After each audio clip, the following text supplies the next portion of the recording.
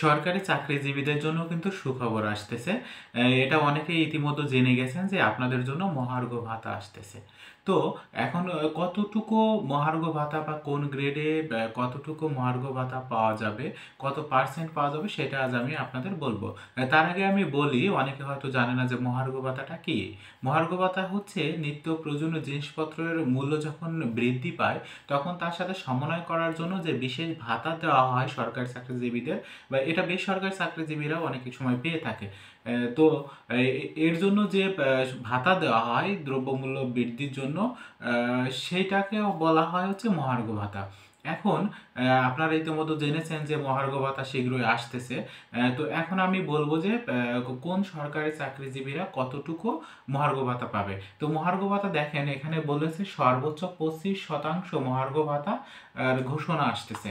এখানে সর্বোচ্চ মহার্ঘ ভাতা পাবে হচ্ছে 7,800 টাকা এবং সর্বনিম্ন হচ্ছে 4,000। এখন আমি বলবো যে কোন গ্রেডে কতটুকু মহার্ঘ ভাতা পাবে সেটা দেখেন। 1 থেকে 3 গ্রেডে কর্মকর্তারা রয়েছেন মূল বেতনের 10%। হচ্ছে 4 থেকে 10ম গ্রেডের যে কর্মকর্তারা রয়েছেন তাদেরা হচ্ছে পাবেন মূল বেতনের 20%। আর 11 থেকে 20 গ্রেডধারী কর্মচারীরা পাবে হচ্ছে 25%। তো এটা কিন্তু অনেক ভালো একটা সংবাদ। দীর্ঘদিন যাবৎ সরকারি চাকরিজীবীদের কিন্তু এরকম একটা দাবি দেওয়া ছিল যে দ্রব্যমূল্যর দাম অনেক বাড়তি, মহার্ঘ ভাতা প্রয়োজন। তো সেটাই কিন্তু এখন কার্যকর হতে যাচ্ছে।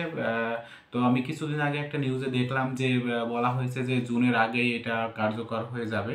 তো এটা হলে কিন্তু সরকারি চাকরিজীবীরা কিন্তু অনেকাংশই তাদের যে দুঃখ কষ্ট এটা কিন্তু লাঘব হবে।